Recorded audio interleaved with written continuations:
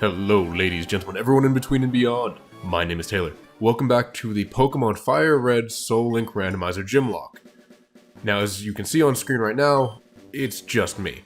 So the reason for that is, I'm a super genius who decided to just delete his save file for no real good reason other than I wasn't paying attention.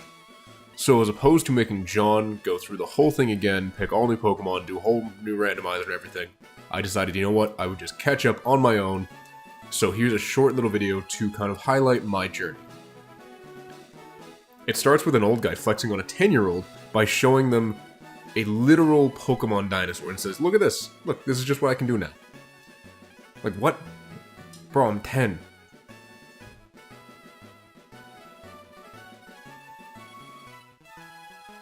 And speaking of myself, this time around I'm going with, I hope, an apt name in the form of table, and I'm going to be naming my rival John Lord. So because the guy who couldn't remember his grandson's name decided to flex on me, I decided to put his grandson in his place. So with all that out of the way, we begin our adventure. I go through the mandatory dialogue, and we get to our starters.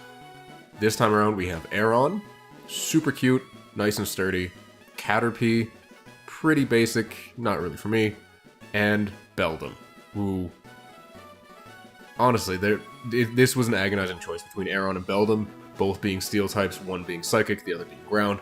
I ended up going with Beldum and naming it Metaverse. John Lord, on the other hand, decides to take a Caterpie. You can probably guess who wins.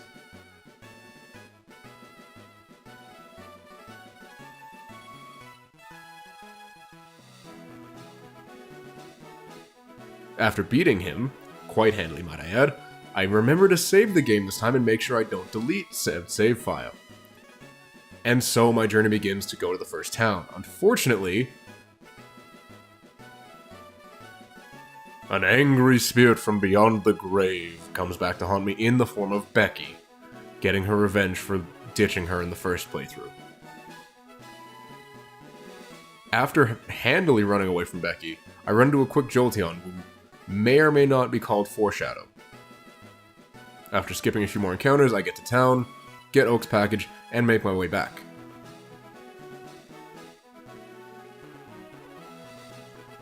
Once I'm all set up, I go out to try and catch something, which of course, I first encounter a Jolteon. And I would love to have this Jolteon on my team, and then, oh, I just killed it. Great. The second encounter on our way to try and heal is a Slackoth. We're actually able to capture this one, thankfully. I'd like to introduce you all to the Slack Queen.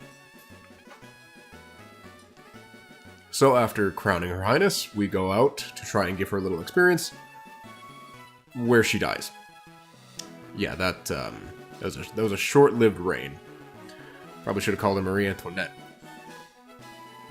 We go into Route 22 to find our next encounter, a Girafarig, which I'm also able to catch, and I struggle with the name for way too long before finally deciding to call it Ludzalin after the cat bosses in Dark Souls 2 because they are absolute garbage. After getting the twin cats, but before heading up to Route 2, an old man decides to give me a catching tutorial, and let me tell you, he continues the trend of old dudes styling on a 10-year-old by catching a Flareon, just to rub it in that Jolteon killed one of my Pokemon, and that I wasn't able to get it on my team. Then we go up to Route 2 in hopes of catching another Pokemon where I encounter Cradily, who I'd again love to have on my team, and I kill it. And then we encounter a Zigzagoon, which I would not love to have on my team, and I accidentally kill it. Accidentally. So, running out of encounters, I start to panic a little bit and pray that my third encounter is a good one, and we come across the cutest little teddy ursa you've ever seen, which thankfully we catch. Unfortunately, he turns out to be an alcoholic. Then, as we're traveling through Viridian against a trainer, I do what I always do in Dark Souls 2, I kill the cats. This time I didn't want to, though. And to round out our team of what should have been 5 but will now be 3, we encounter a Sneasel, which I'm also able to catch, And I did have to steal his name off of Reddit, so to the Redditor who I stole this from, thank you. I named it NyQuil. We continue on fighting trainers throughout the forest before encountering a Blaziken. That wipes out the rest of my team. Yeah, this is going to become a trend against fire types. So, with our team wiped, I decided to go back and get the rest of them and try and fight Blaziken again. Because I don't want to have to redo the last hour. Apparently, Slack Queen knows Perish Song, which will absolutely be one of the most clutch Pokemon moves I will ever have.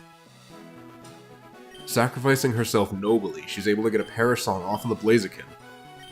In spite of the Queen's noble sacrifice, turns out I didn't actually need her to die, and I could have just sent out the cats to kill the bird. Who would have guessed?